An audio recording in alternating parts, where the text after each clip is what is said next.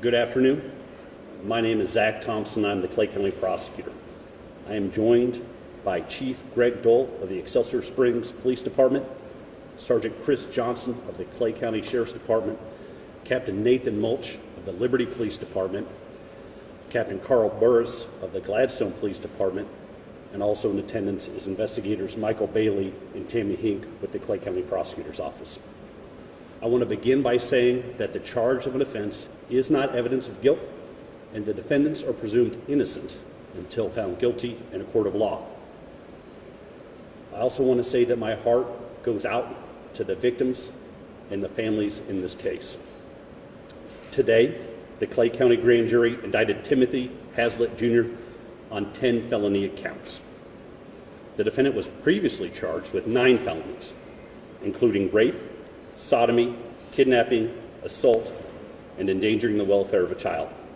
Those charges remain the same. The new charge is for the murder of Jaynie Crosdale. Specifically, that between June 6, 2022 and October 7, 2022 in Clay County, Missouri, the defendant, after deliberation, knowingly caused the death of Jaynie Crosdale by an act of homicidal violence. Murder in the first degree is an A felony, and the range of punishment for that offense is either death or imprisonment for life without the eligibility of probation or parole. The court set the defendant's bond at $5 million. We became aware of the facts of this case beginning on October 7, 2022, when the defendant's surviving victim was able to escape captivity from the defendant's basement. Since that day, the defendant has remained in custody.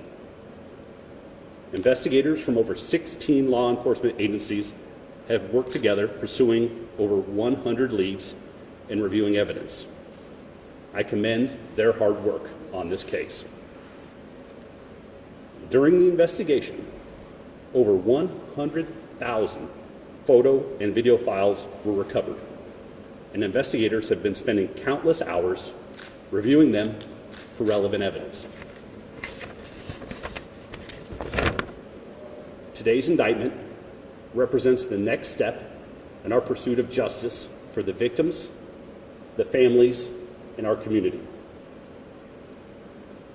The physical, psychological, and sexual torture described by the defendant's surviving victim is brutal and barbaric.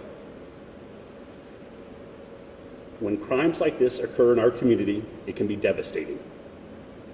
So I want the citizens of Clay County to know that the men and women of the Clay County Prosecutor's Office are working hard inside and outside the courtroom and doing everything we can to keep them safe and deliver justice. Our work continues. And I would urge anyone who knows anything about this case to contact the Excelsior Springs Police Department. With that being said, and understanding this is an open and pending case, I will answer a few questions. So you think Crosdale was killed before the person escaped? Correct. And do you think there are other victims, like the witnesses stated that Timothy had told them that there were multiple people that he killed previous to the woman escaping? All right, so today's indictment represents all available charges with the facts and evidence available to us, right? The surviving victim did mention that the defendant stated he had killed 2 people, but today's charges represent everything we can charge with the available evidence. It's one additional charge, more than the 9 that were already existing, correct? Correct. The 9 original charges are the same. The only additional charge is the charge of murder in the first degree. How do you believe that that's what they have to know? Well, the evidence is that Jaynie Crosdale had previously been arrested for commercial sex work, and that is how they came in contact with each other. But I want to say to your question, right?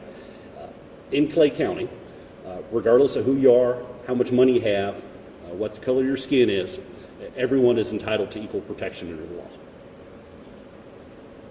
What stands out most egregious about this case? So my goal in this case, like every other case, right, is to find justice inside the courtroom. So I will save all those comments in the presentation of that type of evidence for Clay County courtroom. Mr. Haslett suspected of any other crimes of violence at this time? Well, so the probable cause statement indicates, right, that he had told his surviving victim that he had taken the life of 2 previous people, right? The charge we have right now for murder for Jaynie Crosdale represents all available charges that is possible considering the facts and evidence we have. Can you clarify the probable cause statement described Ms. Crosdale being with some kind of projectile? I can't remember the exact word. Was she shot, or what does that mean? Everyday terms, do we know? So the autopsy done indicated that there was perimortem wounds, which means at or near the time of death, right? They describe those as high impact. There is evidence that the barrel where Ms. Crosdale's remains were found, that it was shot. There appears to be a bullet hole in the barrel. Do you think she was shot in the barrel, possibly? Well, the evidence indicates, right, that her remains showed impact wounds consistent with a gunshot. Does this new charge move folks into the step of justice? I mean, what should citizens be thinking? This really shook up the community. Lots of communities heard about this case. A lot of people are hoping for justice. I think the takeaway from this case is the fact that law enforcement officers from over 16 different agencies worked together, spent countless hours investigating this case, and we're able to bring the next step for justice for the victims, the families, and our community. And when is the next date or trial, or where are we on that? So the court would have set a date. I can get that information to you for the next court date.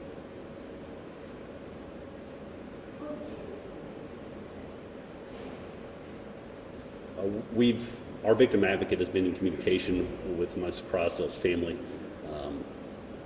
I don't want to speculate as to what their emotional state is at this point.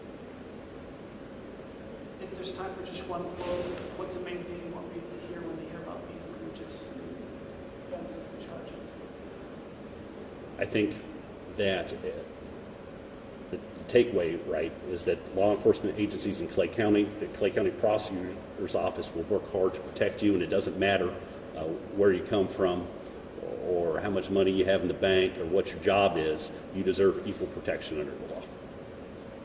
That's me. I know you had originally said already that you told the surviving victim about taking the life of another person. Are there any leads on whether there actually are additional victims at this time, though? So this remains an open investigation. To that point, I would ask anybody with any kind of information about the case, please reach out to law enforcement and share that information, but it remains an active investigation. If you're able to connect Haslett to Ms. Crosdale through DNA evidence as well? Well, so Ms. Crosdale appears on a still image taken from Mr. Haslett's electronic device, showing her inside his basement. An SD card depicting individuals connected to Ms. Crosdale was found inside his house, and he made statements to the surviving victim that he'd taken someone else's life. And Ms. Crosdale was also found in a blue barrel of the same manufacturer as the ones found at the defendant's house. Were there any other besides the surviving victim and Ms. Crosdale people shown inside his basement? So this remains an open investigation, right? So, but I can say that the indictment today represents all available charges relevant to the facts and evidence we have today. All right. If there are no more questions, I thank everyone for their time.